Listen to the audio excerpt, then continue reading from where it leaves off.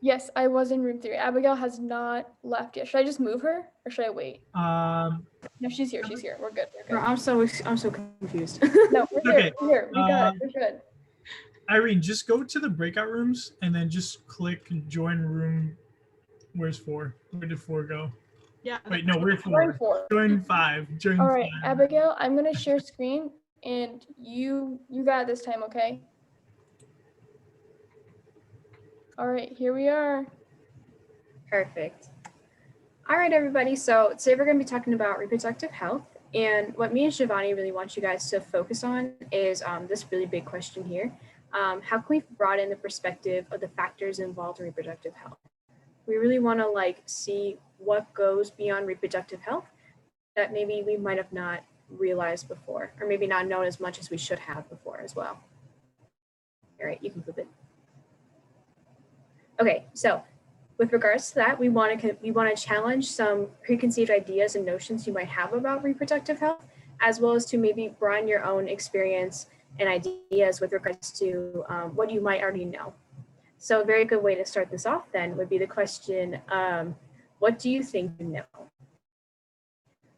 So the first question we have here is, what do you know about chronic reproductive health issues? Anybody want to talk about those? I can start us off just to get you guys thinking. So when I think of chronic reproductive issues, I think of things that aren't like period pain necessarily. It's like reoccurring, really painful symptoms of a larger disease that may be undiagnosed. So in the last group, we had cancer presented as one. Can anyone think of others that they may have heard of?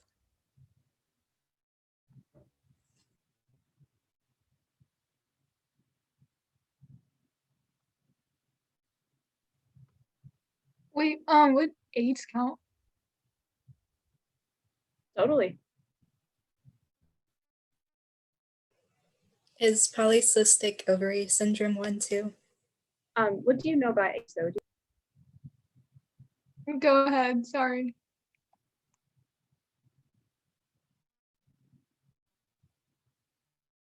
Go ahead, Brooke, you can talk.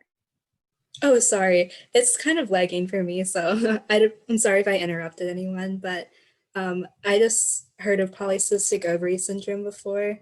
We kind of learned about it in nutrition class, and I just remember it affected like if women could get pregnant or not and stuff like that. Yeah, definitely. That's definitely a big one that we don't know enough about. I think we'll keep moving the questions just so we can make sure we get through all of our content. The next question kind of goes hand in hand. So what are some of the things that you've been taught either by an institution or by your family about these conditions or about reproductive health? And on the other hand, how is social media or the media that you've consumed affected your understanding of what it means to be reproductively healthy? Okay, I can start. So like, it in terms of like institutions, I just think like since like high school, like really my only other like institution that I've learned this from, it was a lot more stigmatized, and it's just not something that like I learned as much as I wanted to learn about. And then I think like social media, like it's really like I found spaces where they destigmatize this topic.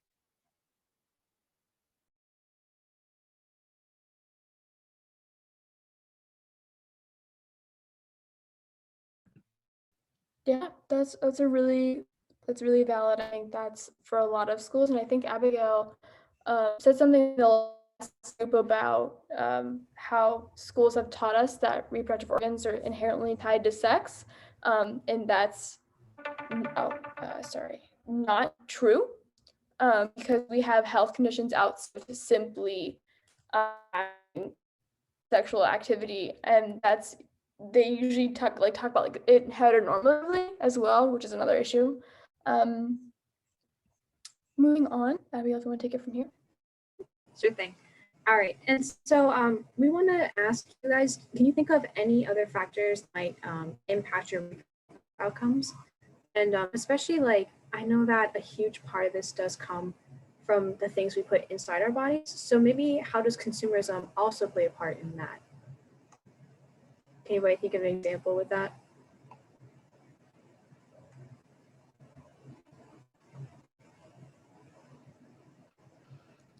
I can get us going. It's like when I think of like I use strictly for like menstrual health, I think of like tampons or pads. But are there any other products do you think that exist that could affect our normal bodily functions?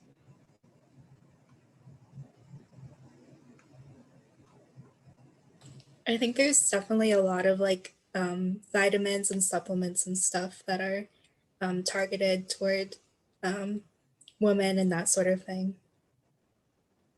Mhm.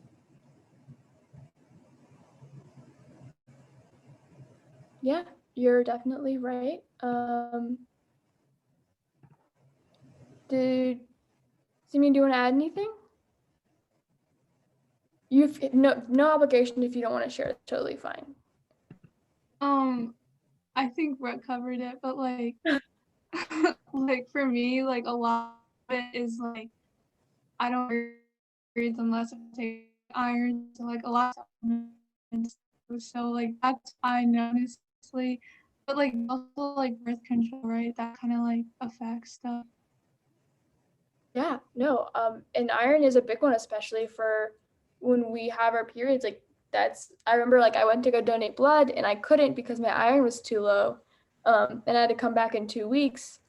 And in 2 weeks it was like really high, like really high, like relatively. But I know as a woman, like iron is definitely something that fluctuates a lot and a really important cofactor, if you know what I mean. Um, So I think about consumers, and we'll go to the next slide because we want to make sure we get everything. But what I was talking about earlier was just like, these are all of the issues that are specific to people who have uteri, who menstruate. And so it's more than just cancer because all of these things are affected by a number of things, genetics, environment. And that's really what we're hinting at. Like there are forces outside of the things that we take in. Like, yes, we can take vitamins. But there are also a lot of other factors that play into our normal hormones regulations, as well as like things significant as like infertility and having a child. Like those are really big decisions, and obviously not every person who has a uterus wants to have a child. Just want to recognize that, but for many women, that can be an issue. And the last point we wanted to make. Does anyone have any questions about these before I move on? Are there any that you're unfamiliar with?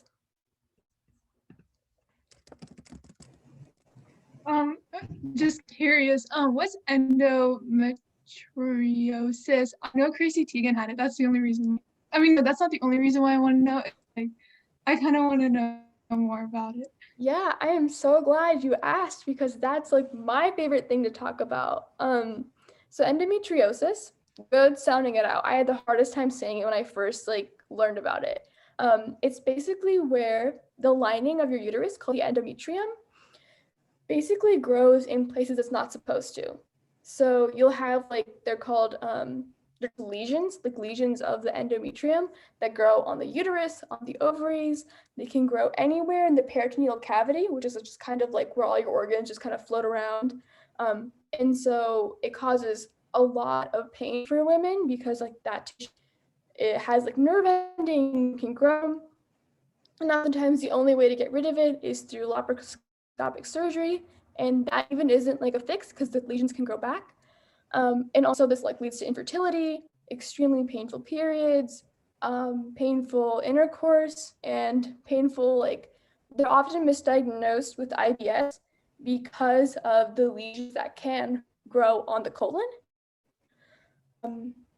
But yeah, that's that. Is there anything else that you want to know about?